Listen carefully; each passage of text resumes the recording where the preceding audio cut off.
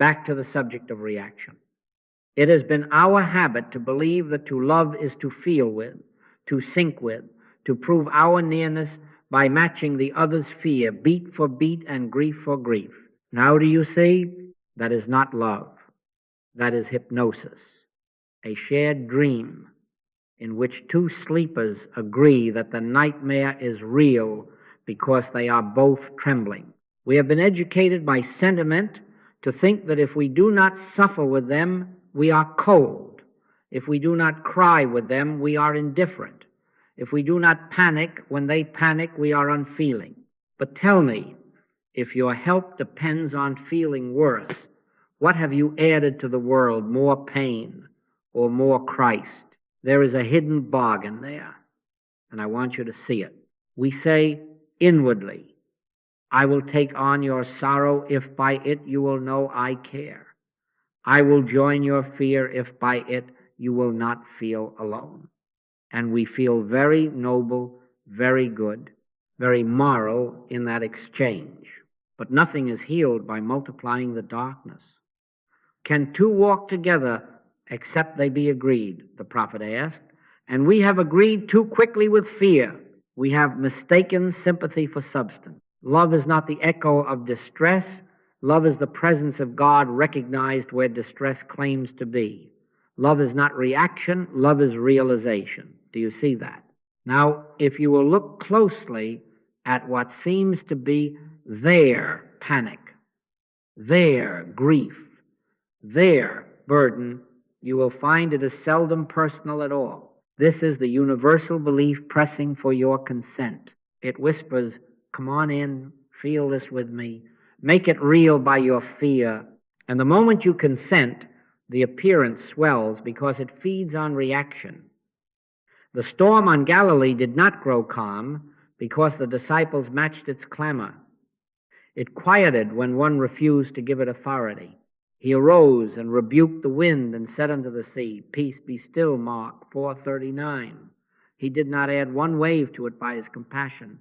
He brought presence to it. Be not afraid, it is I, Matthew 14:27. That is love speaking, not a mirror to fear, but the I that silences fear. But surely, you say, I must show that I care. All right? Show it. Show it by refusing to make a god of appearances. Show it by not frantically taking sides with pain. Show it by not entering the case as a frightened human mind. Non-reaction is not coldness, it is faith, refusing to grant authority where God has not placed any. You do not bless by adding your private thunder to the sky. You bless by standing still until the Lord makes himself known. In returning and rest shall ye be saved. In quietness and in confidence shall be your strength. Isaiah 30:15. Quietness is not numbness. It is spiritual availability. Confidence is not opinion. It is God realized. I recall a night, this is only to help you see, when a mother's terror for her child knocked like a storm at my door. Everything in me that was human wanted to race, to fix, to match her horror with my own urgency. But I have learned, you see, that the universe needs not another frightened man. I sat down, I forgot every truth I knew, and waited for that split second in which no thought is thinking and presence announces itself. In that awareness, weep not, Luke 7:13, was not a sentence I said to her. It was a condition in me that left nothing to weep about. The room did not change by my counsel. The room was changed by the absence of my reaction. When she sat, she breathed. And what could be done was done without fear, dictating the terms. So let us begin here with permission. You are not required to feel bad to prove you love. You are not asked to absorb panic in order to be kind. You are called to stand in the middle, neither cold attachment nor emotional absorption present, prayerful, non-reactive. Don't react to the appearances. Don't desire to change the appearances. Desire only to rest in God until God reveals God's self. Peace I leave with you, my peace I give unto you, not as the world giveth, John 14:27. That peace is not sentimental. It is authority. It does not drown with the drowning. It walks on the water because it refuses the law of sinking. And you, if you would help, must learn to walk there too. You do not heal by feeling worse. You heal by resting in presence without entering the fear. Be still. Let Christ be the only activity of your consciousness, and let that be your love. Now, having found that quiet refusal to enter fear, let us name it rightly so. The mind does not accuse you of coldness. Non-reaction is not indifference. It is spiritual steadiness, compassion that will not be governed by the noise of appearances. Faith, do you see, is revealed not by many words, nor even by beautiful beliefs, but by what rules you in the instant when another's distress knocks at your door. In that moment, if the heartbeat of the world becomes your heartbeat, you have confessed two powers. If instead, be still and know that I am God, Psalm 46:10, forms itself within you without your arranging. You have confessed one. That is the measure. Your reaction. Don't react to the appearances. Don't grant them authority. We are on the middle path when we neither fear, love, nor hate any appearance. And in that middle, you will discover that love is deeper than feeling. It is presence realized. Non-reaction looks like quiet, but it is not passive. It is an inner yes to God and a simultaneous no to the hypnosis of circumstance. It is the discipline by which you allow the Christ in you to be the only activity of your consciousness. Let not your heart be troubled. Ye believe in God, believe also in me. John 14:1. That is not a suggestion to stifle emotion. It is a command to relocate authority. You can sit beside a suffering friend and be nearer than breath and still refuse to let their panic appoint itself as your ruler. You can be moved and tender and wholly present while inwardly resting where no storm is recognized as law. Human sympathy is emotional contagion. It says your fear is my fear, your darkness is my darkness, and it feels moral doing so. Spiritual compassion is a different thing. It is inner stability that blesses by refusing consent to the claim of a second power. Once, early on, I went into a hospital room, and being very loving in a human way, I listened, I absorbed, I left heavy, and resolved to do more. Nothing moved except my fatigue. Later, called again to a different bedside, I sat down, closed the door of my senses, and would not take sides with a diagnosis, the clock, the whispered percentages. I did not advise. I did not plead with God. I waited in that split second where no thought is thinking and presence announces itself. The atmosphere changed, do you see? Not because I did something to it, but because I did not react to it. That is compassion. That is help. All right, you say, but what tells me whether I have faith? Your body will tell you. Your breath will tell you. Your first inner movement will tell you. If at the sound of bad news you rush to manage, to fix, to argue with facts, you are bowing to appearances even if your arguments are religious. A double-minded man is unstable in all his ways, James 1-8. Non-reaction is singleness. If thine eye be single, thy whole body shall be full of light, Matthew 6:22. Single to God, not to the event. Loyal to principle, not to personality or outcome. We are not using God to fight an appearance. God is not a power set over against another power. God is.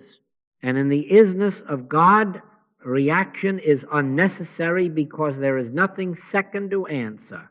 But won't they think I am unfeeling? Some will.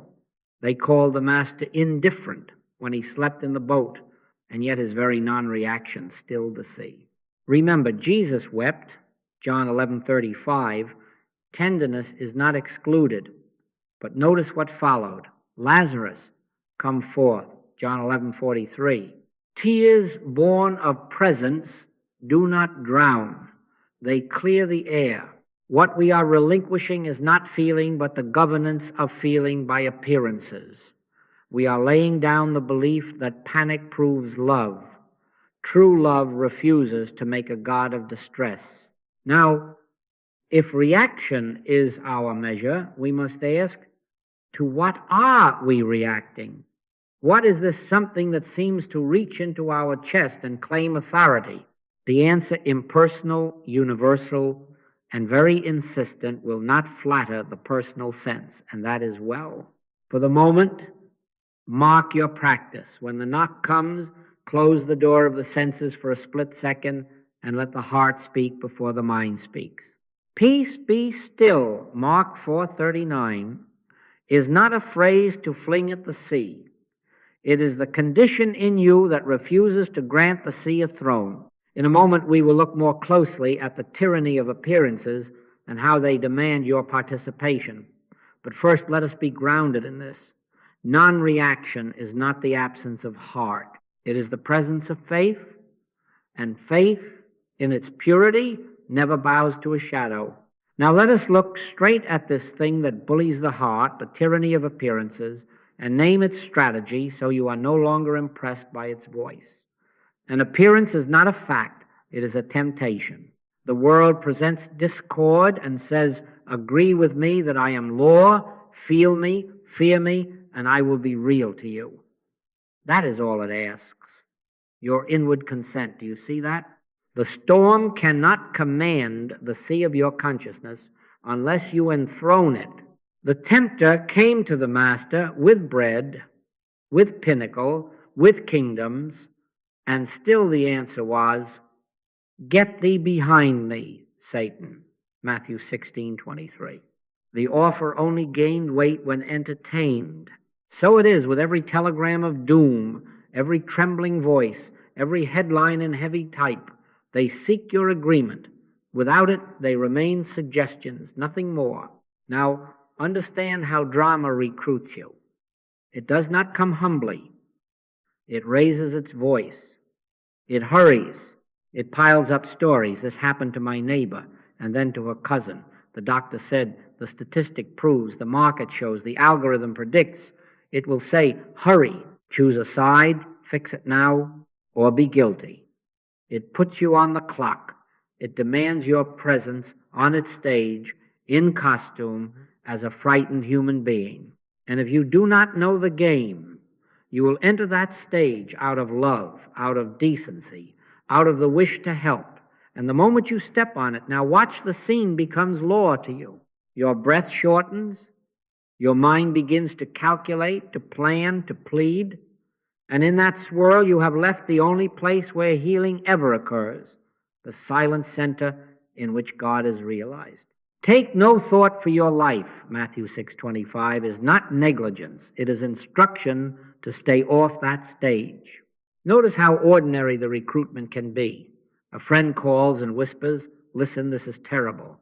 And before one fact has been stated, your body has already conformed to the word terrible.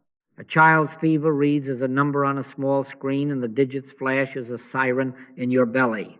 A supervisor writes, urgent, and because you have agreed that urgent has authority, you kneel to it, no questions asked. The bank statement arrives, the column tilts red, and you feel the gravity of numbers as if mathematics were God. Who hath believed our report? Isaiah 53:1. The appearance needs your belief. Otherwise, it is only ink, sound, pixels, empty forms without mandate. And what is the cost of consent? The instant you accept an appearance as law, you begin to bow to it as master. You think and scheme and fix and fear. You call 3 people and text 5. You Google, you scroll, you compare outcomes, and then when the mind is panting, you try to pray, notice the order, after you have already appointed the appearance as sovereign. Nobody, by taking thought, can contact God. The still small voice is not on the emergency frequency. And after the fire, a still small voice, 1 Kings 19:12. That voice is drowned by our mental sirens, So long as you are consenting to the drama, your prayer is not prayer. It is bargaining. You are using God to change appearances instead of resting in God until God reveals the unreality of their claim. Let us be very clear. This will save you. Much of what you feel as their terror is not personal at all. This has nothing to do with this person. This is a universal belief pressing for your consent. Contagion calls itself law. Supply fluctuations call themselves law. The family story, the national mood, each parades as inevitability. But there is only one law, one power. Stand still and see the salvation of the Lord. Exodus 14:13. If you stand still, refusing to enter the case humanly, you have denied the appearance its only fuel, your reaction. If you rush, if you pity in a fearful way, if you take sides with the event, you have offered your oil to a false flame, and then you wonder why it burns higher. All right, you say, but what does it look like to refuse recruitment without becoming hard? It looks like this. The tone rises. You do not. The statistics are recited. You do not grant them a throne. The story grows baroque with detail. You do not follow it into the labyrinth. You do not answer the clock with your pulse. You neither fear, love, nor hate the appearance, because to love or hate a shadow is still to react to it, having done all to stand. Ephesians 6:13. Standing is not apathy. It is fidelity to principle over personality, to presence over pictures. Right there, in that refusal, you are already a blessing, because you are withholding your consent from the hypnosis that would multiply itself through you. You see now why discord demands your participation. It cannot be real to you without your inward bow. It must have your thought, your feeling, your energy to sustain its show. Withdraw that consent and watch how quickly the scene loses its terror. Do not test this with clever phrases. Test it by not reacting. And this brings us, as it must, to the strict instruction that protects your usefulness and makes you available to God. Never enter the case humanly. Never, never. For the instant you do, you are no longer a transparency for principle. You are a partisan, a planner, a frightened helper, and that is no help at all. In a moment we will take up that hard saying, because in its hardness is your freedom. For now, mark this diagnosis well.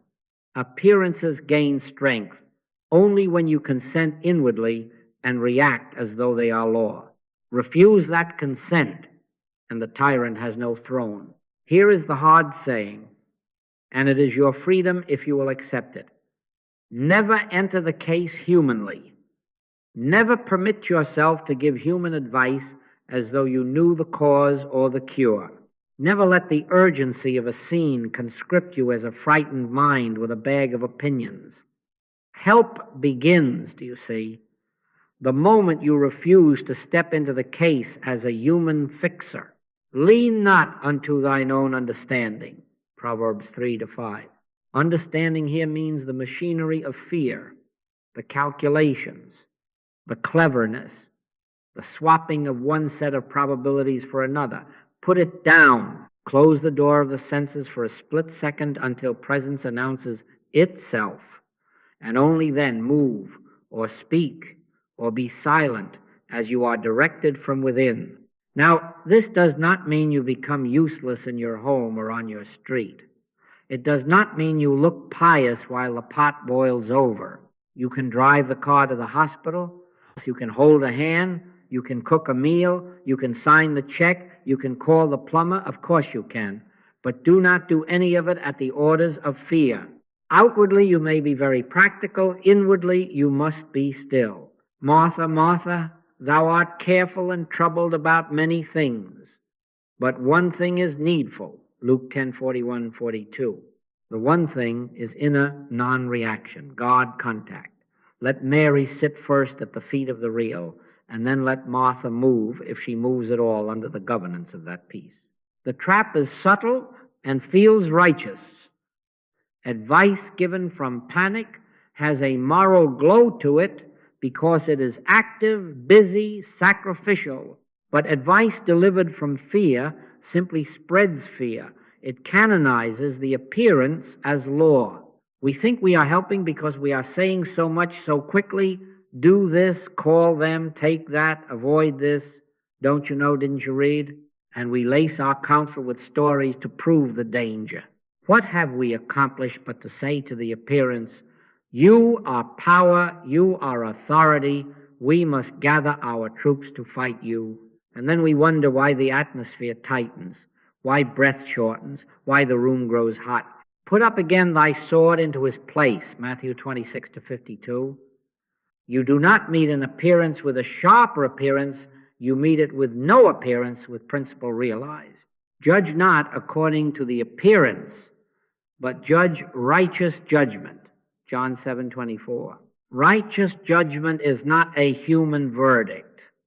It is the refusal to conclude from surfaces. Do you see how this protects you from taking sides? Because the moment you enter humanly, you choose a hero and a villain, you appoint a winner and a loser, and you attach your help to an outcome.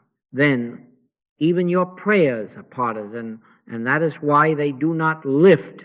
The master, confronted with inheritance disputes, said, man, who made me a judge or a divider over you?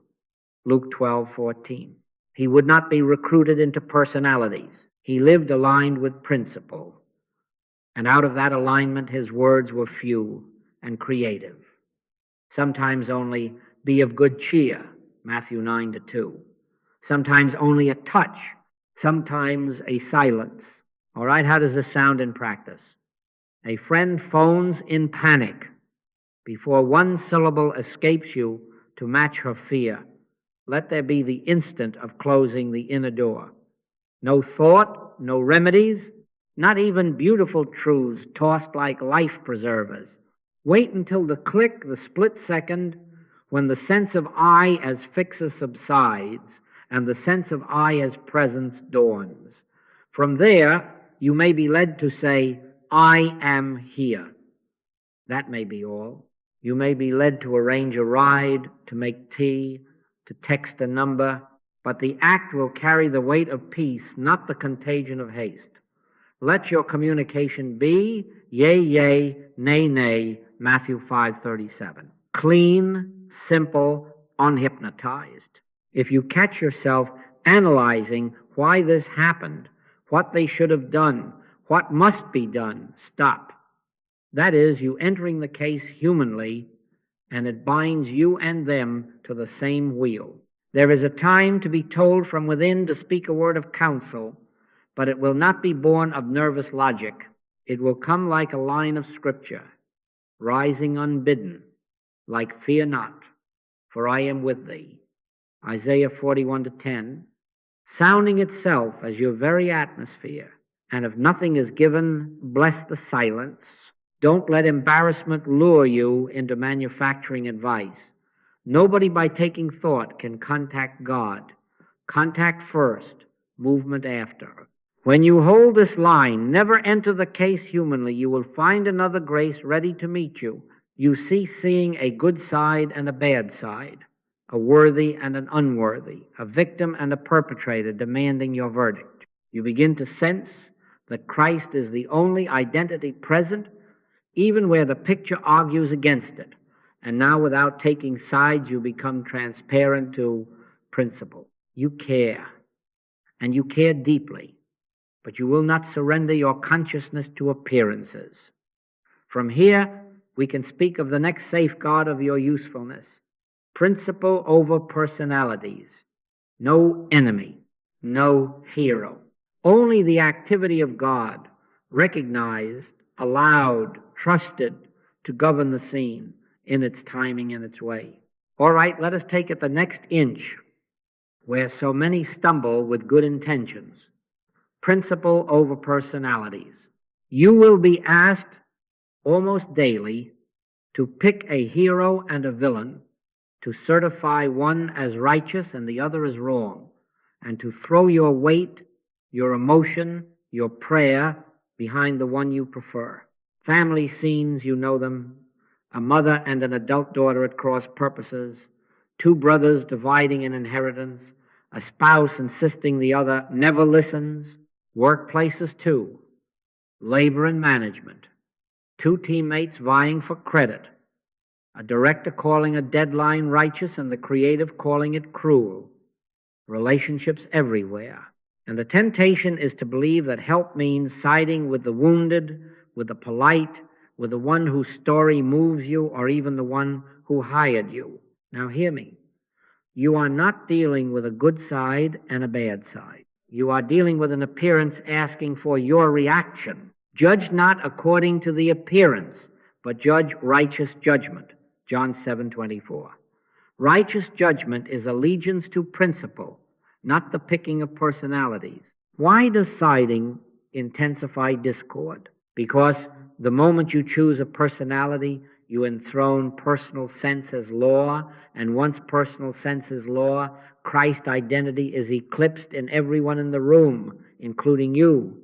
A house divided against itself cannot stand, Mark 3:25.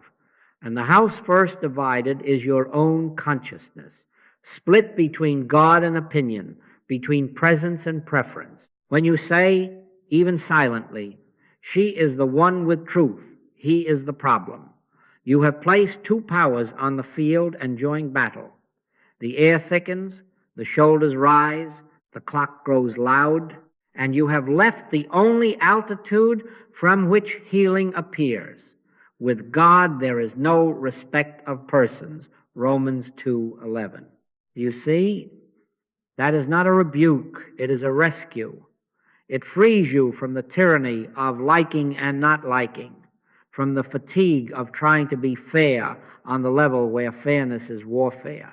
I have been in those living rooms, the faces expectant, the silence loaded, and the look comes to you. Well, which of us will you support? If you accept the brief, you have already lost your usefulness. See she from man whose breath is in his nostrils, Isaiah 2:22, not because man is unworthy, but because the man sense cannot carry God. Only God carries man. Sit down inside yourself. Close the inner door for a split second until the click, and let this posture establish itself without strain. I am not here to judge. I am here to witness the emergence of spiritual good, whatever form it takes. Do you feel the release in that? You have laid down the sword of preference. You have become a transparency for the only activity that heals. Blessed are the peacemakers, for they shall be called the children of God. Matthew 5-9. A peacemaker is not a referee.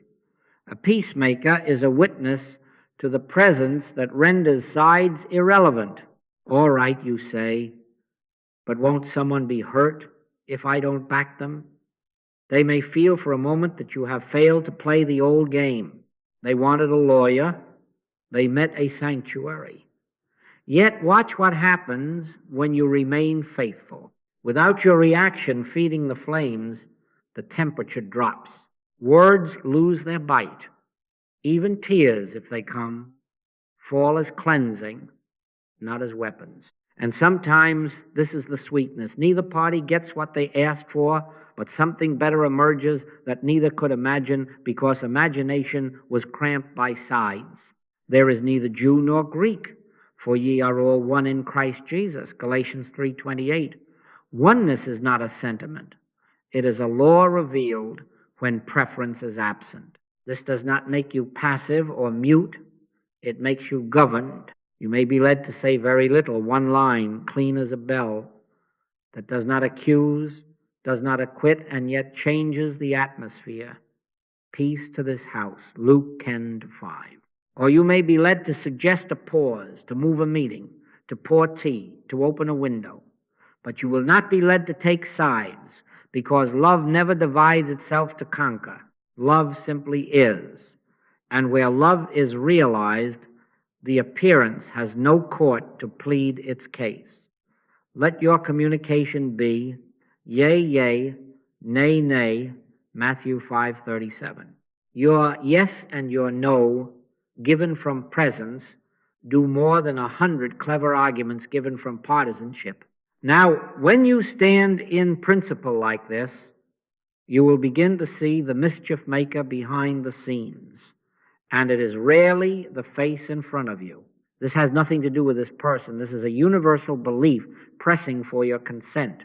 The belief in separation, in scarcity, in competition, in righteous grievance. These are not their private possessions. They are the weather of the human scene blowing through any open window of consent. If you react, you become the window. If you refuse to take sides, you close the window and the draft loses its say.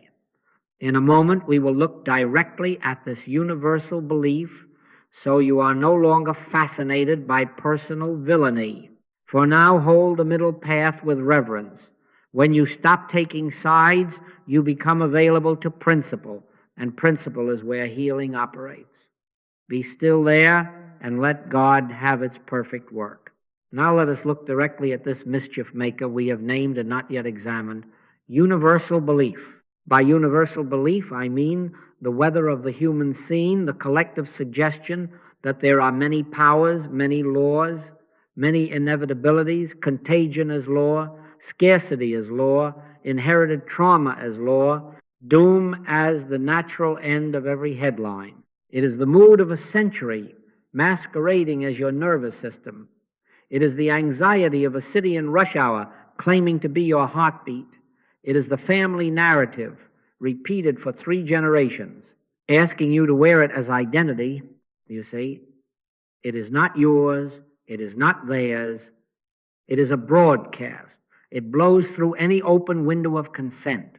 This has nothing to do with this person. Mark that sentence so deeply that you can find it in the dark. A child shakes with fever, and your chest tightens as if your ribs were an instrument.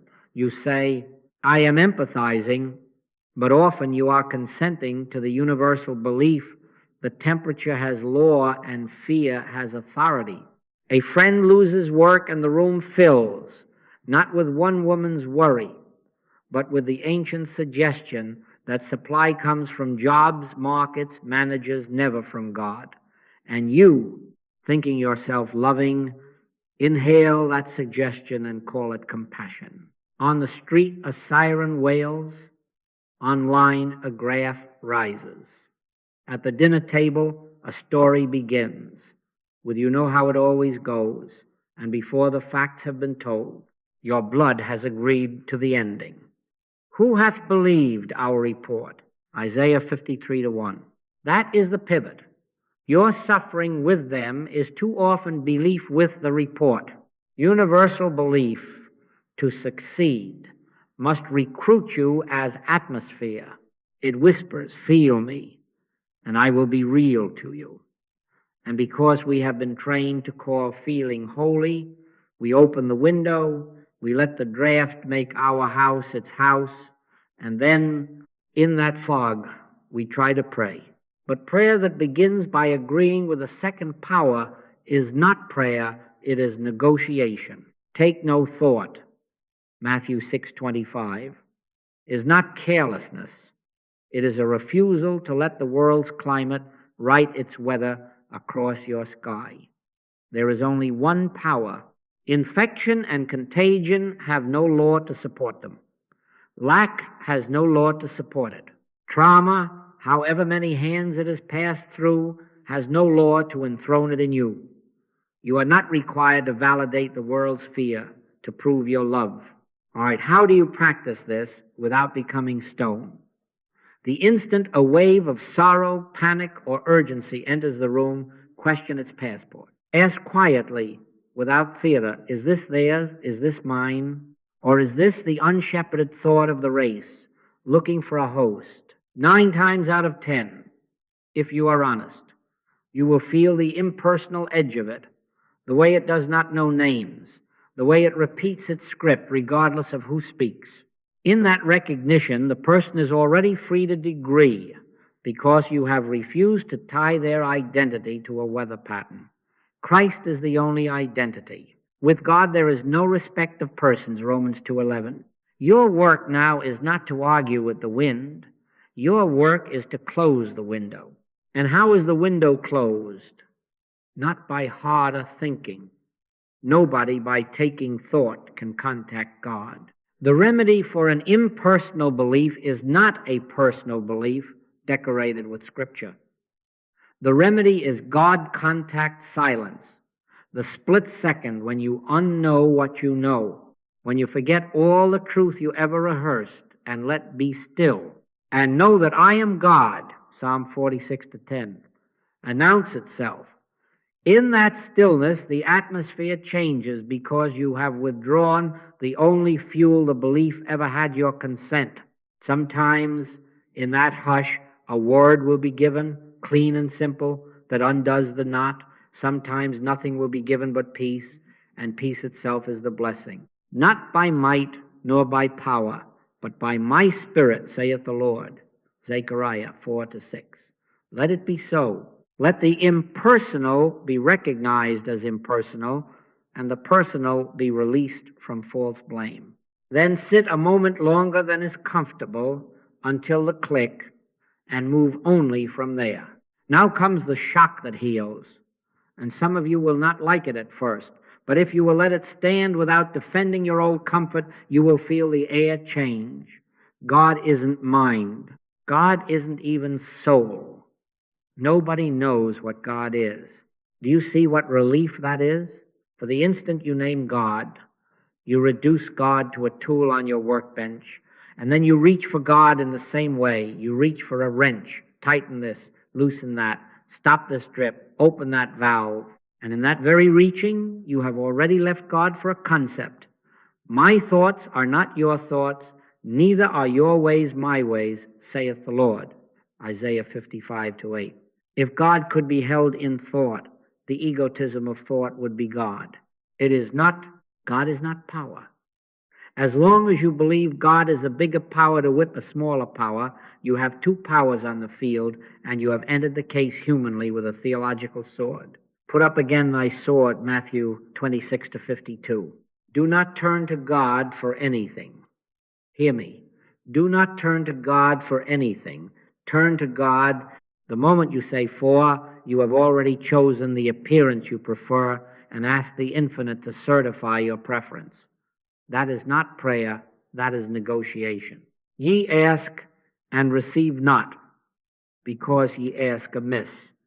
James 4-3. Ask amiss how? By asking for effects in the picture to change, instead of asking if we may use that word to be dissolved in presence until the picture has no authority. We get very pious in our bargaining. Father, drop this fever. Father, bring this money. Father, fix this marriage. Father, make the doctor find it. Father, close that door. Father, open this door. And all the while we are measuring God by the speed with which the picture conforms. That is why your peace is so fragile, because it depends on digits, on headlines, on phone calls, on the temperature of another's skin. Seek ye first the kingdom of God and his righteousness, and all these things shall be added unto you. Matthew 6:33. The kingdom first means presence first, not outcome first. It means the prayer that does not say, change this, but reveal thyself here. Let Christ be known where fear is claiming presence. Not my will, but thine be done. Luke 22:42. When you stop using God, you become available to God. And when you are available to God, sometimes an appearance changes, like a mist in morning sun. Sometimes it lingers, and your peace proves itself independent of fog. Sometimes you are moved to a simple act that was invisible while you were bargaining. But we do not look to the fruit, we look to the root. In him we live and move and have our being, Acts 17:28. If that is so, and it is then turning to God, is not petition but recognition. I am that I am, Exodus 3:14. is not a slogan to shout over trouble. It is the fact before which trouble has no face. I have sat at bedsides, do you see the picture? Where pleading went on until voices were hoarse and love was tired, and nothing moved because the prayer was still a demand upon the scene. Then someone grew quiet, not numb, not withdrawn, quiet, and the inner word rose without labor. My grace is sufficient for thee, 2 Corinthians 12-9. Not my plan, not my timetable, my grace. The room altered. Whether the fever dropped that hour or that night was not the point. The point was that fear lost its pulpit, and where fear has no pulpit, Christ is audible. Peace be still, Mark 4:39, is not shouted at waves, it is realized as presence, and waves, remember, they are only wind on water. All right, how is this different tomorrow morning when the email lands or the child cries? It is different here. You will not try to use God to get your way. You will not even try to use God to get their way. You will rest in God until there is no way to defend, only presence to trust. Your prayer will be one line, perhaps two. Reveal thyself. Thy will be done in earth as it is in heaven, Matthew 6:10. Then you will wait a moment longer than is comfortable until the click and move only as that peace moves you. Nobody, by taking thought, can contact God. This demands a method the mind cannot master: silence. Not a heroic silence that clenches its jaw, but the unargued hush in which the unknowable God is felt as the only fact. The kingdom of God cometh not with observation, for behold, the kingdom of God is within you. Luke 17:20-21. This kind goeth not out, but by prayer and fasting. Matthew 17:21. Fasting from mental narratives, from bargaining, from the word for, until only I, God, am. And there, without a tool in hand, you are more help than 1,000 fixes. Back to the split second, because here the spell breaks. The silence I speak of is not a blank wall, not a clenched jaw, not the proud quiet of a stoic. It is not suppression. Suppression is fear in formal wear. It presses feelings down so the surface stays tidy while the undertow still rules. Silence, as we use the word, is a yielding of inner consent, the refusal to grant fear the throne. Be still and know that I am God, Psalm 46:10. Not be still and be numb. Be still and know. Knowledge here is not thought, it is recognition. Do you see the distinction? Now, the practice, plain as I can give it without embroidery. First, recognize the appearance. Don't pretend the wave is not there. You are not called to lie to your eyes. The wind is up, the report has come, the voice on the phone shakes. Acknowledge the picture without capitulation. Second, refuse reaction. This is the hinge. Before you say yes, before you say no, before the mouth opens or the fingers type, let there be one heartbeat in which you do not give the picture authority. Let your reaction wait upon God. Be swift to hear, slow to speak, slow to wrath. James 1:19. Third, identify the universal belief at work. Ask yourself gently, what law is being assumed here? Contagion, lack, rejection, time as tyrant. This has nothing to do with this person. This is the weather of the race pressing for your consent. Fourth, turn within. Close the inner door. Nobody, by taking thought, can contact God. Let the mind's rehearsal stop, even for a breath, even for the length of a comma. Listen for the still small voice. 1 Kings 19:12. Not words necessarily, but the sense of presence prior to words. Fifth, rest until the click. The click is that subtle release, sometimes as soft as an exhale, sometimes like a bell without sound, in which the eye that was bracing relaxes and another I, the I that is presence, quietly is. Wait there 2 seconds longer than is convenient. Then move, or speak, or remain still as peace directs. All right, you say. What if emotion surges in the middle of this tears, anger, dread? Let them rise and pass without crown or scepter. Do not push them down. Do not argue them down. Do not perform self-control as theater. You are not managing weather. You are recognizing sky. In returning and rest shall ye be saved. In quietness and in confidence shall be your strength. Isaiah 30-15. If a thought insists, but this is terrible, you must act now, answer it with no struggle. Peace, be still. Mark 4:39. Not hurled at the circumstance, but realized at the center. The sea can pound. The Christ within does not take orders from surf. Practice this when the stakes are small so the path is worn, when the stakes seem great. Before you open the email, pause. Before you return the call, pause. Before you read the headline, pause. 1 split second, a breath that does not belong to outcome until the click. Do this 12 times a day, and do not monitor results. Let maturity bring to light. The peace of God, which passeth all understanding, shall keep your hearts and minds. Philippians 4-7. Kept hearts do not need to steal fear from others to prove love. From this posture, you can stand in any room and not be recruited by its weather. Someone is panicking in front of you. Do you see the scene? And the old habit wants to inhale their fear to prove devotion. You will not. You will be present, and your presence will be your service, not your opinions, not your speed, not even your eloquence, your presence. Saturated with the unargued fact of God. Peace to this house, Luke 10-5, will not be a phrase you say, it will be an atmosphere you are. And because you have withheld the only fuel fear ever had, your inward consent fear loses its pulpit. Then a word may be given you, simple, clean, I am here. Or a quiet act, or a holy silence. But it will be the fruit of the click, not the performance of a role. This is not a trick, it is a way of life.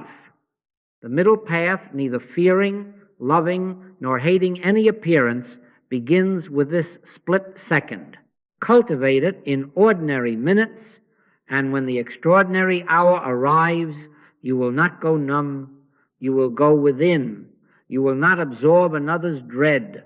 You will offer sanctuary, and in that sanctuary, God is audible. All right, let us bring this home to the room. You will surely enter. Someone is panicking in front of you.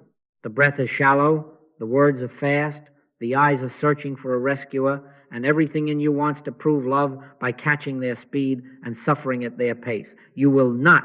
Compassion here is not a mirror. Compassion is an atmosphere. Compassion is your stable, prayerful presence, refusing to enthrone the appearance as law. He that believeth shall not make haste. Isaiah 28-16. Do you see? Haste is consent. Faith is the quiet that will not be drafted. So, first, close the inner door for a split second. Not a performance, just that click where you refuse to let your heart be troubled on command. Let not your heart be troubled.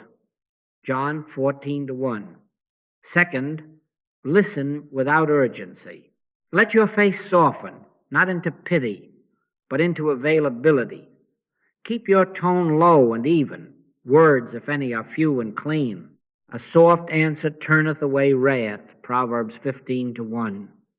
A soft presence disarms panic. Third, avoid diagnosing.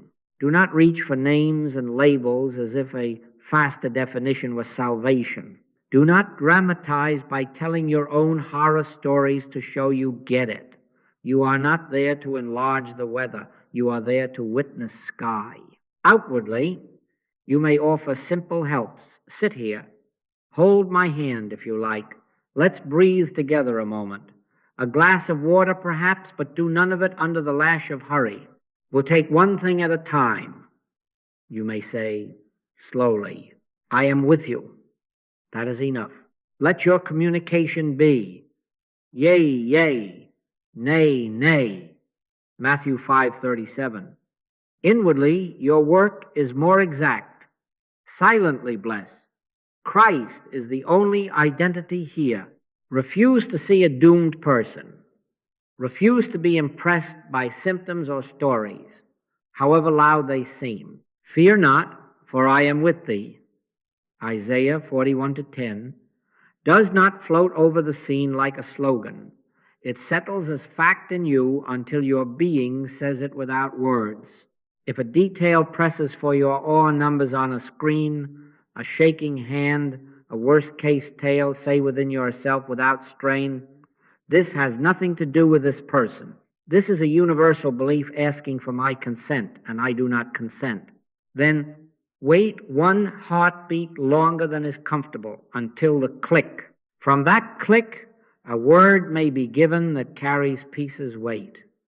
I am here. Let us sit. We'll make that call after we listen.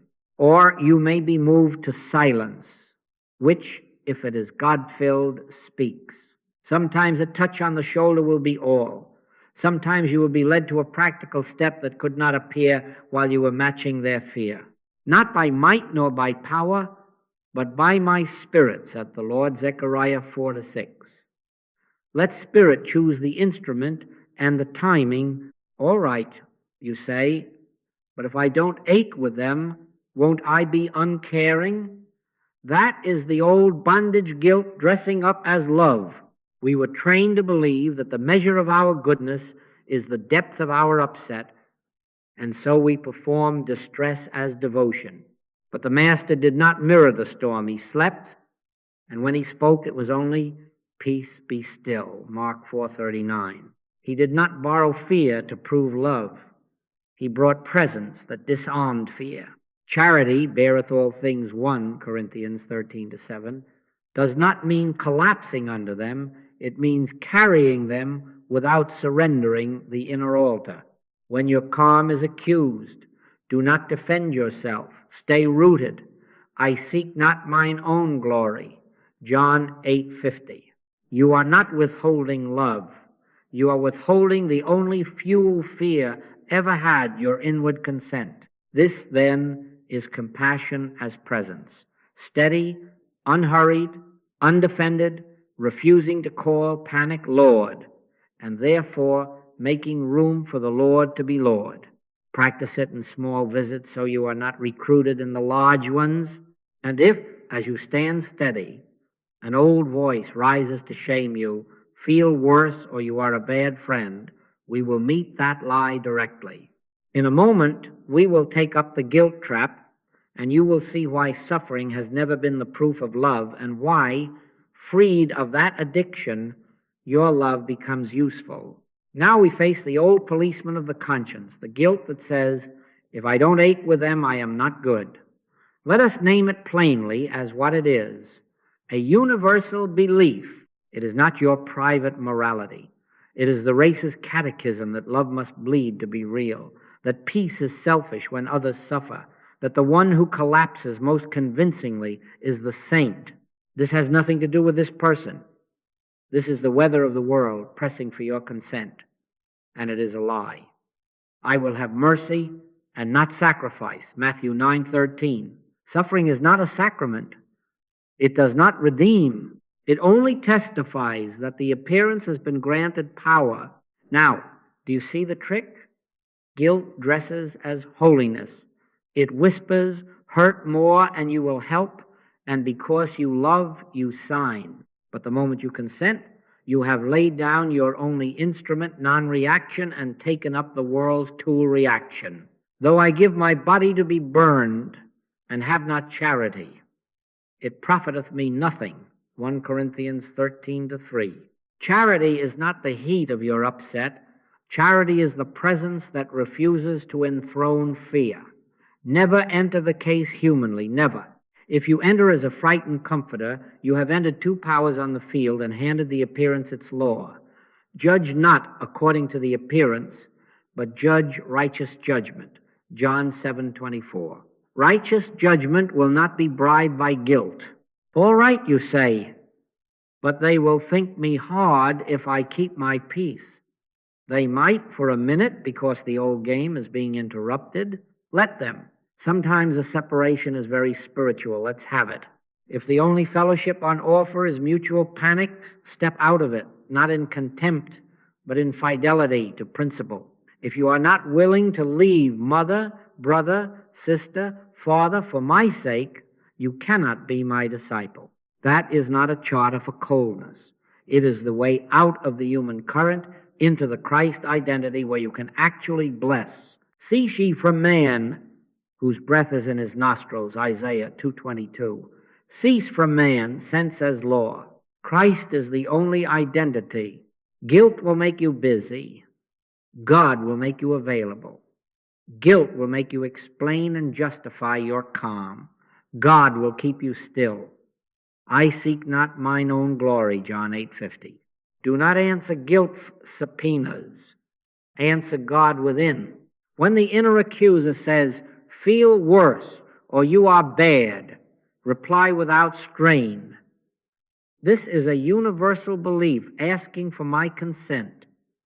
I do not consent. Then wake the heartbeat, the click. Let peace establish jurisdiction. A soft answer turneth away wrath. Proverbs 15:1. But the softest answer of all is the atmosphere of presence that will not be drafted. I have watched rooms turn on that pivot. A daughter raging at a diagnosis, a father ashamed about money, a friend rehearsing disaster, each expecting you to attend the altar of upset with them, and when you did not, when you stayed in the middle path, neither fearing, loving, nor hating the appearance, the air changed. Tears, if they came, were cleansing, not recruiting. Ideas rose that had no access while guilt was stage managing. Not by might, nor by power, but by my Spirit, saith the Lord, Zechariah 4:6. Spirit does not shout over your guilt. Spirit waits until you put the lash down. Now we join this with patience, because guilt is cousin to hurry. Guilt demands proof that your peace is working, and it demands it by morning. Do not grant it. Don't look at your demonstration day by day. Let maturity bring to light. Be patient, therefore, brethren, under the coming of the Lord. Behold, the husbandman waiteth and hath long patience for it. James 5-7. The farmer does not dig up the seed nightly to check virtue. He waters, he weeds, he rests. So with you. Remain faithful to presence without outcome bargaining. Your task is God contact, not fruit inspection. When guilt urges, check the symptom, count the dollars, measure the smile, answer with a smile of your own, thy will be done. And if the mind insists, but this kind is stubborn, you know the remedy. This kind goeth not out but by prayer and fasting, Matthew 17:21. Fasting from the narrative that pain proves goodness. Fasting from the stopwatch on grace. Fasting from the theater of sympathy.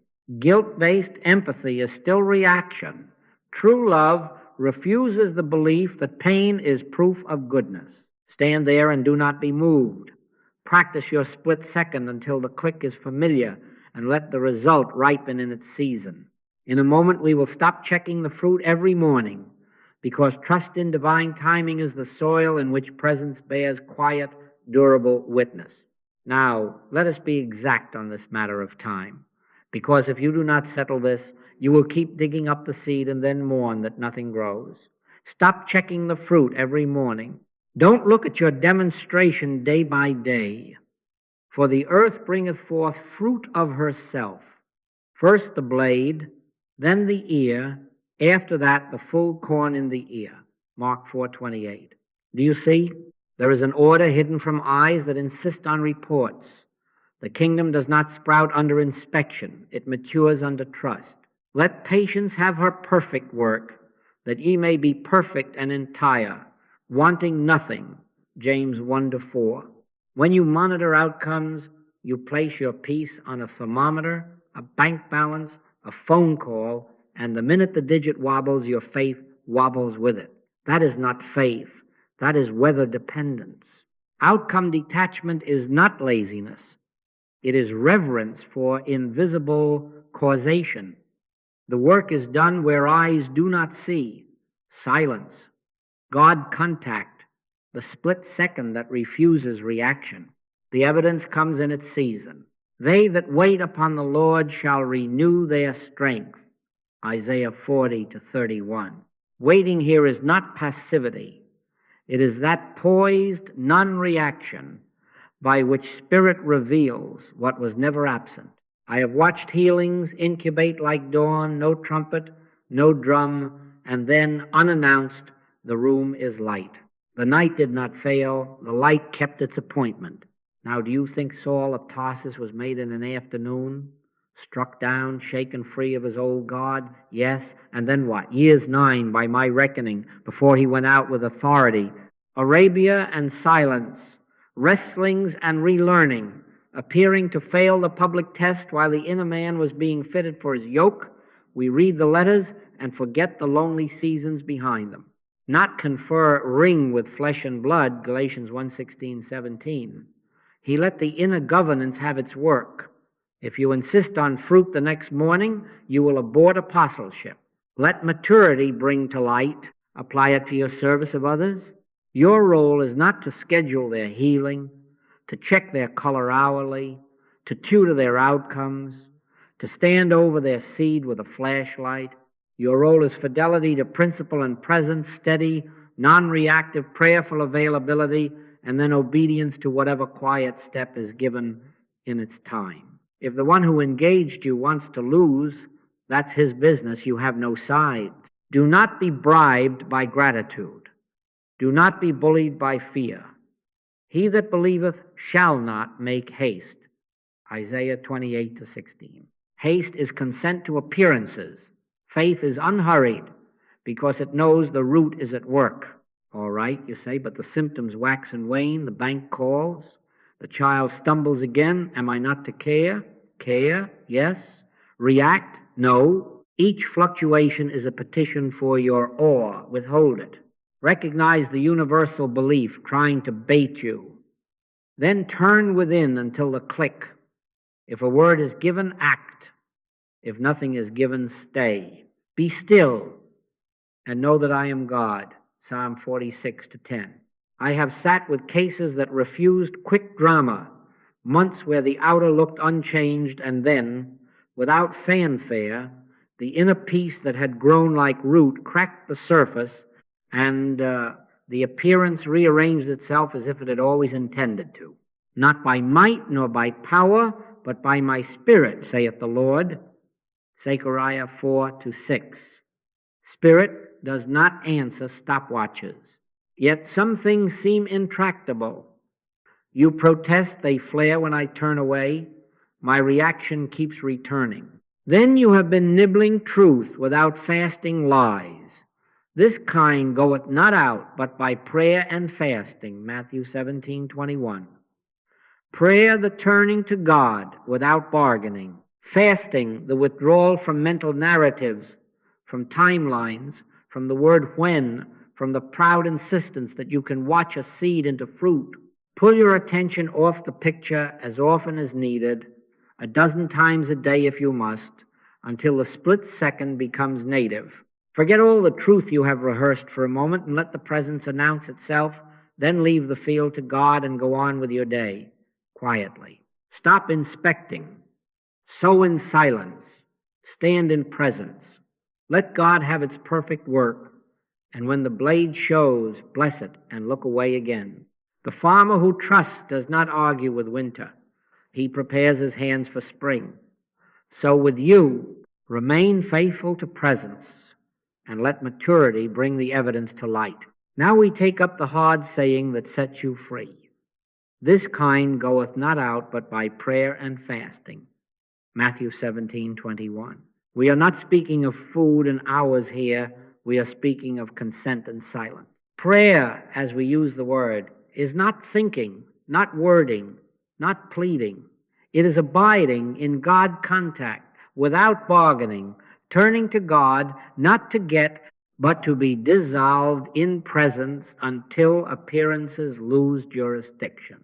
Fasting, as we use the word, is abstinence from mental narratives, abstinence from opinions, fear stories, timelines, compulsive fixing, the rehearsals and explanations by which the human mind keeps its case alive, you see? If prayer is the turning, fasting is the refusal to turn back. Why then do some patterns persist? Because the mind returns to the familiar case history. It cherishes its scrapbook dates, insults, scans, balances, promises, and it opens that album a dozen times a day under the illusion that reviewing the picture will save the picture. But every review is consent. Every what if is a tithe to the appearance.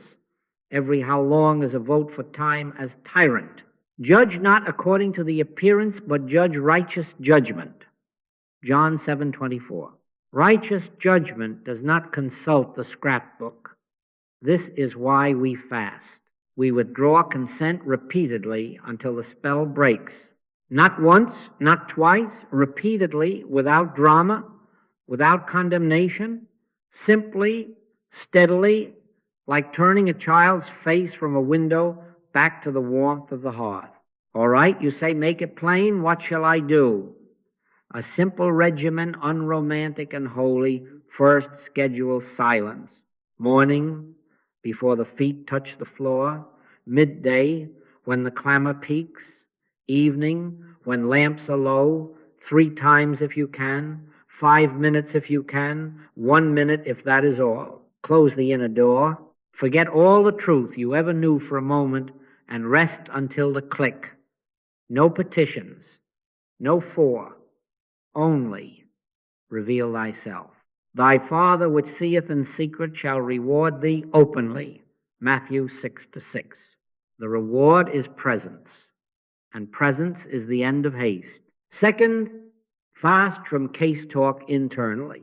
Declare a fast for an hour, then another. No mental rehearsals. No arguments with the absent. No when they say, I'll say. No drafting emails in the head.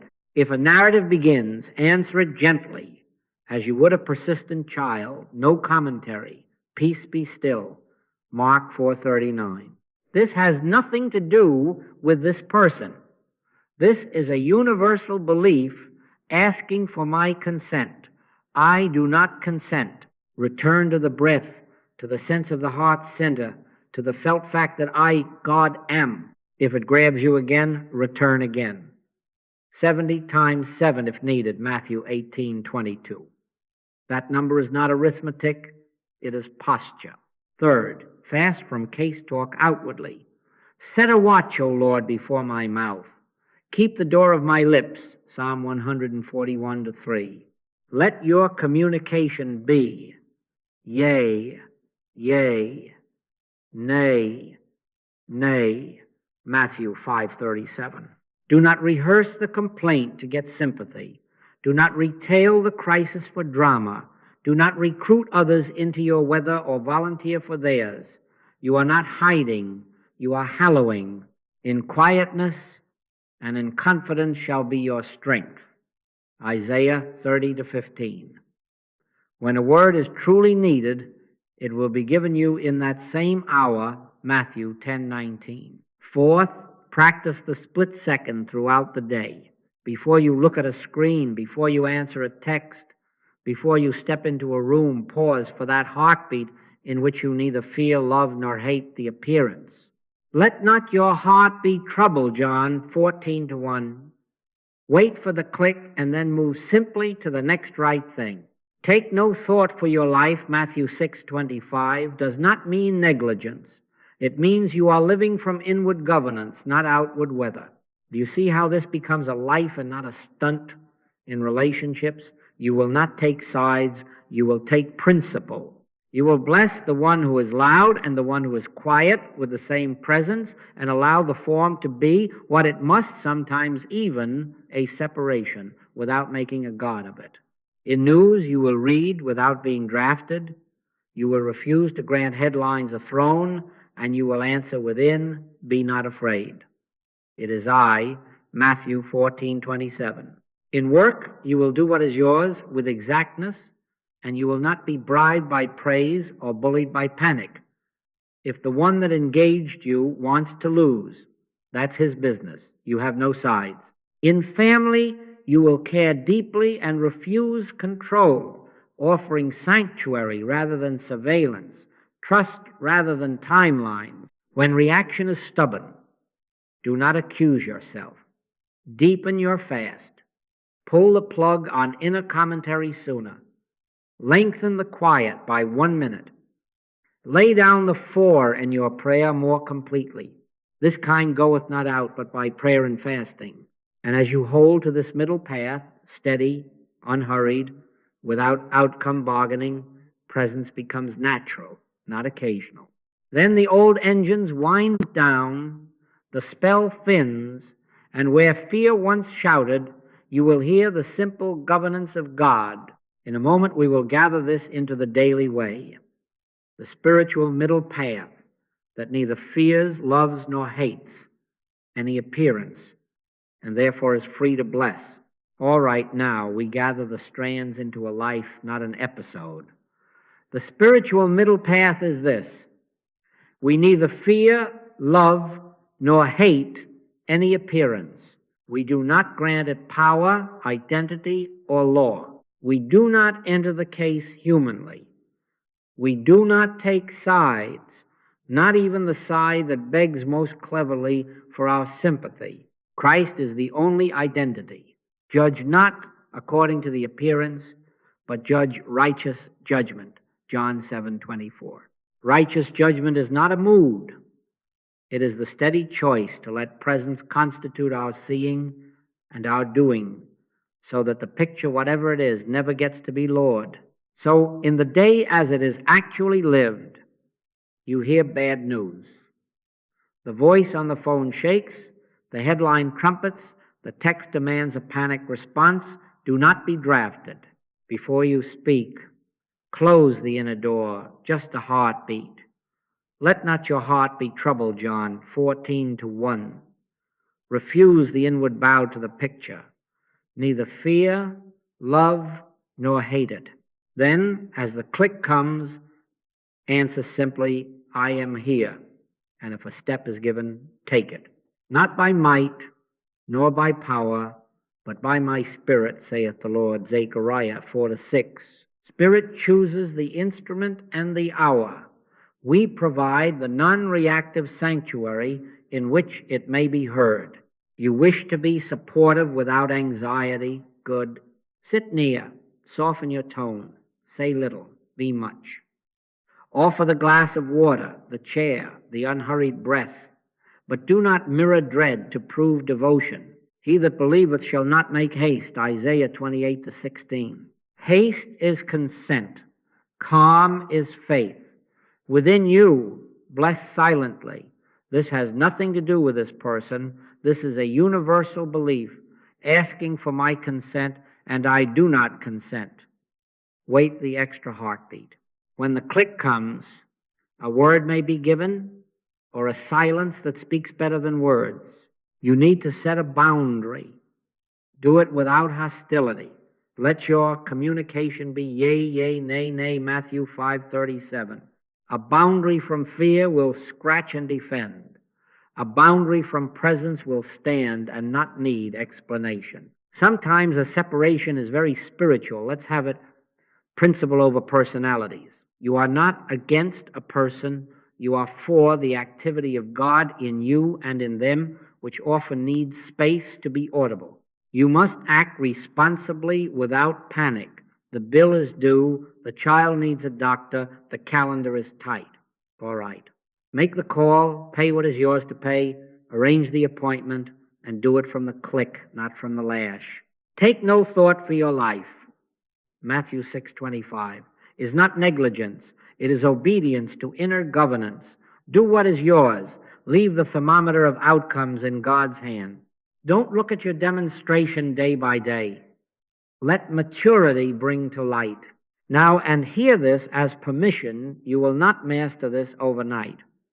You will react. You will be recruited for minutes, an hour, perhaps a day. Do not condemn yourself. Return, return, return to the silence. Return unto thy rest, O my soul. Psalm 116:7. 70 times 7, Matthew 18:22, is the posture. Again and again, the inner door closes. The narrative is fasted. The click is found. Let patience have her perfect work. James 1-4. The farmer does not scold the seed. He keeps the ground ready. Take one situation today, only one. Name the appearance to yourself, and then refuse to fear, love, or hate it. Rest a moment in the split second until the click. Say, within Christ be the activity here.